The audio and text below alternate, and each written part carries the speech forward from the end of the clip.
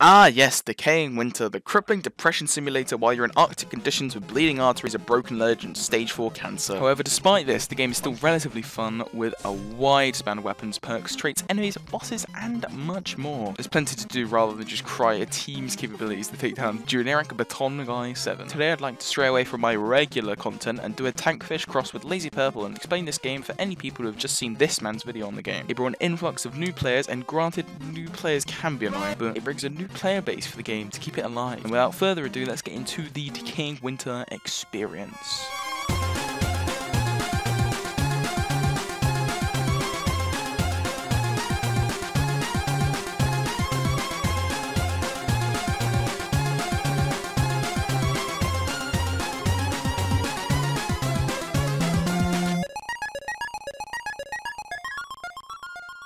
Oh boy, the aesthetic of this game is incredible. When you're not bludgeoning people's heads in with a shotgun hammer, you get to experience this Cold War, post-apocalyptic, Siberian countryside place with storm. Snow is everywhere, and the map is based off the original Crossroads, which is a very nice Easter egg from the beginning of Roblox. All of the weapons, melee, and guns are very well modelled and polished. The sound design is fantastic, and everything feels like it has an oomph behind it, whether you're shooting the pea shooter from Plants vs Zombies or shooting a Remington 700. Like boom, headshot, boom, headshot, boom, headshot! Speaking of weapons, let's talk about the combat.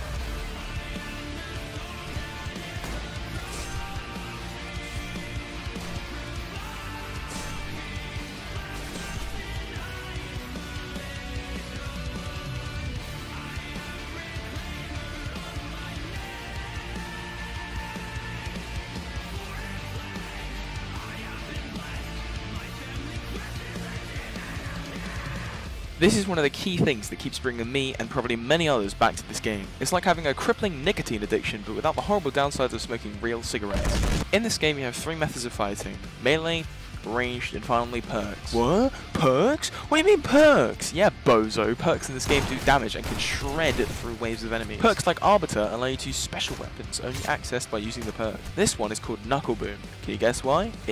It's on my knuckle. And it goes boom.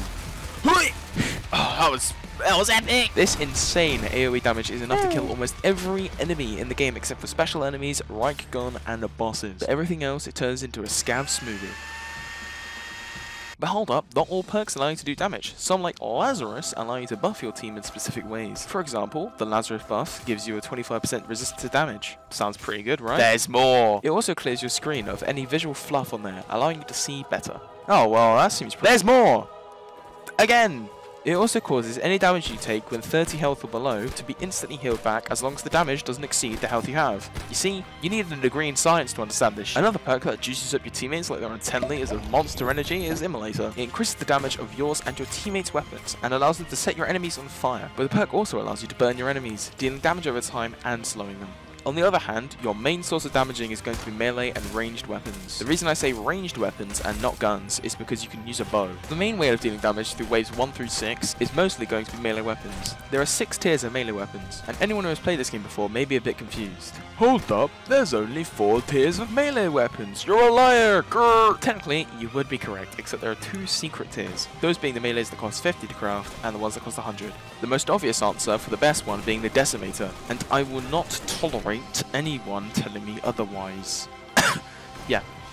Then there's the guns, the big boys, the beefy boys, the Giga Chads of the weapon category.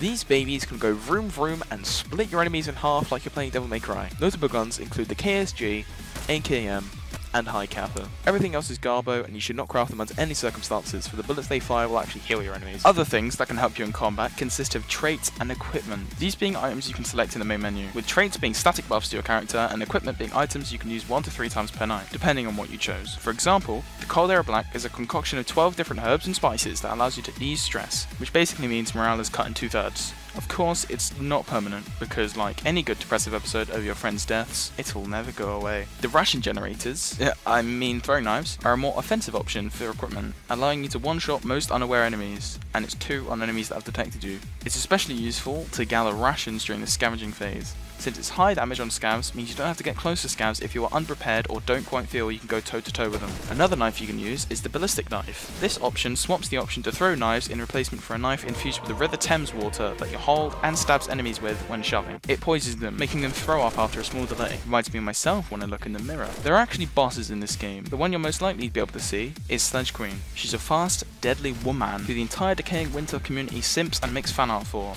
Lots of fan art. And also she wields the Decimator, the weapon you can craft for 100 scrap, the best one. Except she's much more proficient when using it, able to parry bullets and flying towards you while you look up at your impending doom.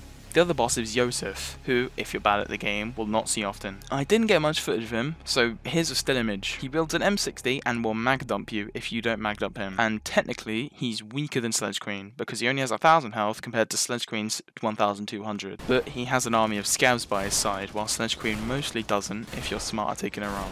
Other enemies, apart from the scavs and raiders, include the Reich Guard, demon boys who will kill you, and scavs. The Hanger resides in the cave area, slowly wandering towards anyone who comes near her. And then she proceeds to stab you and make you have thoughts about suicide. The Sickler. Oh boy, this guy's tough. 350 health and he's fast as fuck. Attacks from a Sickler will decimate you quickly. So what's the best way to counter them? Just stay away. It's not that hard. Unless you're a scav. No, don't do it, you'll kill us both! Ah! On the easier side, the Skinner disguises himself as a melee scav, and only uncovers his real flesh when you come close, bursting out and screaming before unleashing his attacks on everyone nearby. There's also the Hidden, who I could also not get that much footage for, probably because he's invisible.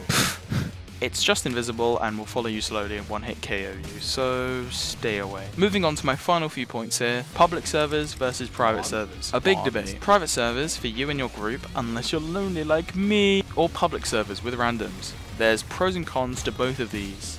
The main ones being that in public servers you have more players to play the game with, and you're less lonely, getting more funny interactions and such. But there's a very obvious downside to playing public servers. Warning. Agent on your... And on private servers, you get 0 morality buff, usually.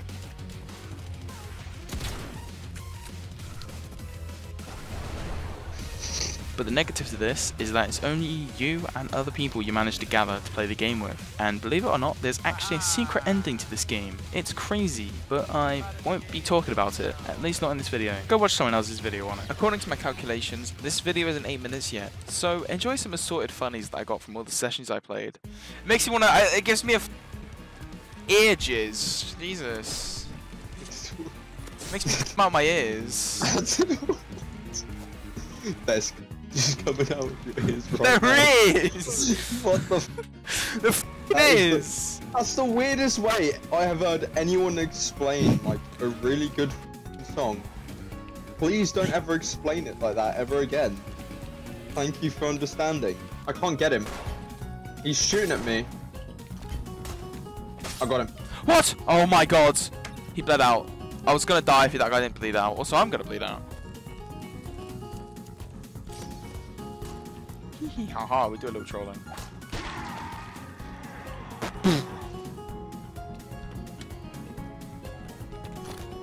Hold up, ain't you Nathaniel B? Absolutely just splitting people in half with my 88% immolation.